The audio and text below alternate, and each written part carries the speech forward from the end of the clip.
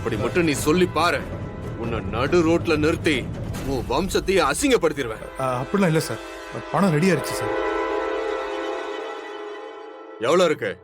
2 லட்சம் ரூபா இருக்கு சார். உன்னெல்லாம் அடிக்கிற மாதிரி அடிச்சாதான் பணம் வரும்ல, மரியாதையா கேட்டா கொடுக்க மாட்டல? இல்ல சார், கொஞ்சம் வீட்டுல பிரச்சனை, அதான். அந்த பயம் எப்பவும் இருக்கணும். இனிமே நான் போன் அடிக்கிற மாதிரி வச்சுக்கிட்டேன்னு வையேன். இல்ல சார், நானே கொடுத்துருவேன் சார். வச்சுட்டு கிளம்பு. வரேன் சார்.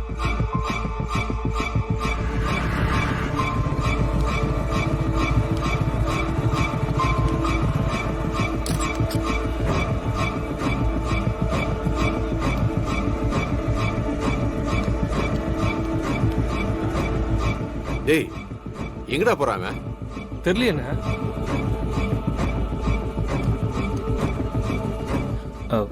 சார், இவனை பார்த்தா ஓடி ஒளிஞ்சியா நீ? வாப்பா. வணக்கம் சார். சொல்லுப்பா. நல்லா இருக்கீங்களா சார்? நல்லா விசாரிக்கதான் இவ்வளவு தூரம் வந்தியா? அத போன்ல கேட்டா கூட சொல்லிருப்பனே. நான் நல்லா இருக்கேன், விஷயத்த சொல்லு. நீங்க நல்லா இருக்கணும் சார். நல்லா இருப்பீங்க சார். சரி சரி, என்ன விஷயம்? சார், உங்களை பார்க்க தான் சார் வந்தேன்.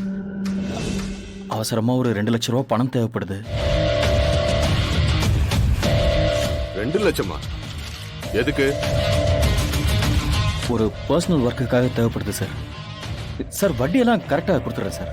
நீ பணம் வாங்குற விஷயம் உன் வீட்டுல யாருக்காவது தெரியுமா? தெரியாது சார். வீட்டுக்கு தெரியாம தான் கடன் வாங்குறியா? ஆமா சார். என்னையா, உங்க குடும்பத்துல அத்தனை பேர் ஒரே மாதிரி இருக்கீங்க சார்? ஒண்ணும் இல்ல. டேய், டாக்குமெண்ட்ஸ் எடுத்துட்டு வா. சரி. டாக்குமெண்ட்ஸ் வந்த உடனே கையெழுத்த போட்டு பணத்தை வாங்கிக்க.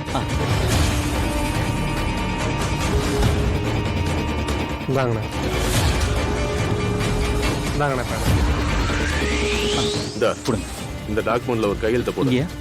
போட்டு பணத்தை வாங்கிட்டு போ.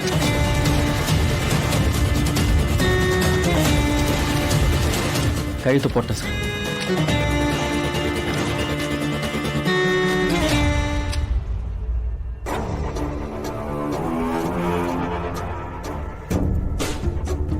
டேய், இது உள்ள வை. சரிண்ணா. இதுல 2 லட்சம் ரூபா இருக்கு. இது உனக்காக கொடுக்கல, உங்க அப்பா மேல இருக்கிற நாணயத்துக்காக கொடுக்குறேன். சரிம்மா, கண்டென்ட் கொடுங்க.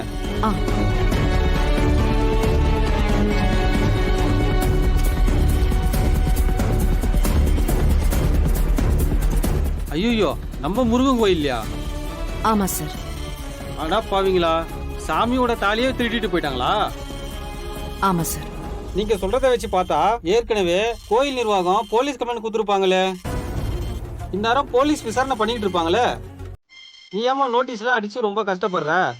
சார், இத கடவுளுக்காக செய்யறேன். தயவு செஞ்சு நீங்க நோட்டீஸ் அடிச்சு கொடுங்க. சரி, கொஞ்சம் வெயிட் பண்ணுங்க, இதோ அடிச்சு தரேன். சரிங்க சார். அண்ணா, இந்த நோட்டீஸ்ல இருக்கிறத அப்படியே பிரிண்ட் பண்ணி கொடுத்துருங்க. சரிப்பா. தெரியலண்ணே, ஆனா இது என்னோட முதல் முயற்சி. ஒருவேளை இதுலயும் எந்த தகவலும் கிடைக்கலன்னா அடுத்ததான் என் கழுத்துல தாலி கட்டினது யாருன்னு என் போட்டோவை போட்டு போஸ்டர் அடிச்சு ஊரெல்லாம் ஒட்ட போறேன். அவனை மட்டும் நான் சும்மா விட மாட்டேன்.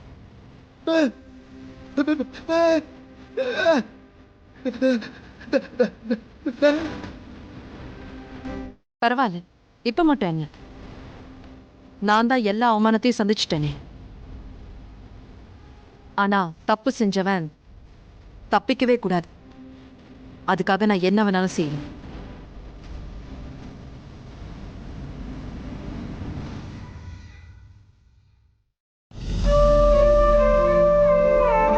தலைவா, உனக்கு சொல்ல தயக்கமா இருந்துச்சுன்னா சொல்லு, நாங்க போய் சொல்லிடுறோம். நீ பாட்டு இன்னைக்கு நாளைக்குன்னு காலத்தை ஓட்டிக்கிட்டு இருக்காத. அப்புறம் திவ்யாவை தான் உனக்கு கல்யாணம் பண்ணி வைக்க போறாங்க. இப்படி சொன்னா மட்டும் உடனே முறைச்சிரு. அதை மட்டும் தான் நீ பண்றது. தலைவா, தலைவா, ஏன்டா பதறிக்கிட்டு ஓடி வர? அண்ணி அண்ணி டேய் 2 அண்ணி இருக்காங்களா? எந்த அண்ணிடா? கரெக்டா சொல்றா. டேய் டேய் டேய் கொஞ்சம் சும்மா இருடா.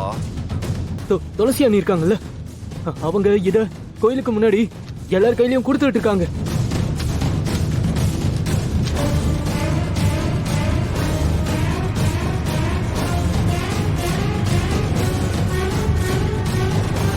கழுத்துல தாலி கட்டினது யாருன்னு தெரிஞ்சுக்க தீவிரமா முயற்சி பண்ணிட்டு இருக்காங்க.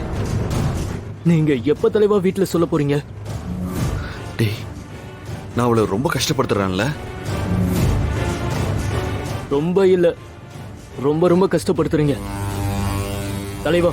இது எதுவுமே உங்க காதலுக்கு நல்லதில்ல. சீக்கிரம் விஷயத்த வெளியே சொல்லி பிரச்சனையை முடிச்சு வைங்க. பாவம் அண்ணி குழம்பி போய் நிக்கிறாங்க. இந்த விஷயத்த எப்படி எங்க வீட்டுல சொல்லி புரிய வைக்கிறதுன்னு எனக்கு தெரியலடா.